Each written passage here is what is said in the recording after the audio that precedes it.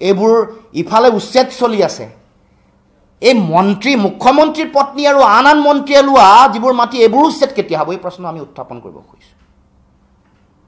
এফালে তেওঁলোকে উচ্ছেদ কৰাৰ নাম লৈছে মুখ্যমন্ত্ৰীয়ে আৰু তেওঁৰ ঘনিষ্ঠ মন্ত্ৰীয়ে যিবোৰ মাটি নামে বেনামে যিবোৰ দখল কৰিছে যিবোৰ কিনিছে এইবোৰ কেতিয়া উচ্ছেদ কৰিব সেই প্ৰশ্ন আমি উত্থাপন কৰিব ওলোৱাৰ লগে লগে মাটি খাইটি বুলি কোৱাৰ লগে লগে বহুতে আকৌ কৈছে যে নহয় অকল মাটি খাইটিয়ে নহয় তেওঁ বোলে গাখীৰ খাই দিও গতিকে মাটি খাইটি যেহেতু জুনিয়ৰ এগৰাকী মাটি খাইটিৰ আবিৰ্ভাৱ ঘটিলে যোৱাকালি তেজপুৰত ৩৬ বিঘা মাটি এনেকৈ লোৱাৰ কথা ইতিমধ্যে তথ্য সহকাৰে আপোনালোকে পাইছে আৰু তাৰ পিছত এতিয়া এই খবৰবোৰো আহি আছে নলবাৰী ঘগ্ৰাপাৰটো মাটি লৈছে আনকি এই খবৰো আহিছে যে দেৱোত্তৰ বৰ্ডৰ যিবোৰ মাটি সেই তেনেকুৱা মাটিও তেনেকৈ অধিগ্ৰহণ কৰিছে এতিয়া কথা হ'ল আমাৰ প্ৰশ্ন এইটোৱেই যে যি সময়ত আমাৰ অসমৰ যিটো অৰ্থনৈতিক অৱস্থা আমাৰ যিটো জনমূৰি আয় অসমৰ তাৰ পাছত যদি চাই দেশৰ দুখীয়া ৰাজ্যবোৰ যদি চাই যিটো ইকনমিক সূচাংক যিটো দেশৰ বিভিন্ন চৰকাৰী এজেন্সিয়ে তেওঁলোকে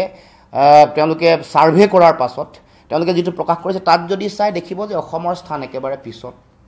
আৰু যিটো ভোকাতুৰৰ যিটো সূচাংক পৃথিৱীৰ ভিতৰত ভাৰতবৰ্ষৰ এটা স্থান আছে ভাৰতৰ এভাৰেজ যিটো ভোকাতুৰ মানৰ সূচাংক তাতকৈ তলত আমি অসম আছোঁ গতিকে এইবোৰৰ পিছত সাধাৰণ মানুহৰ অৱস্থা খুব বেয়া তাৰ বিপৰীতে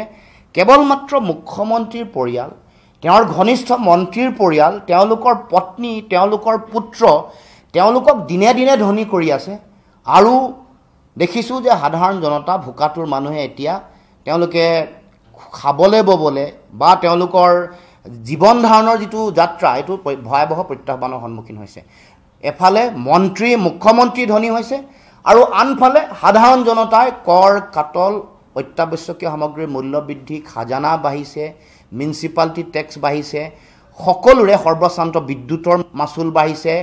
টুল গেট বঢ়াইছে চাৰিওফালৰ পৰা জনগণৰ পৰা টকা পইচা হুৰাহুৰে তেওঁলোকে লৈ গৈছে আৰু আনফালে তেওঁলোকে দুৰ্নীতিত নিমজ্জিত হৈ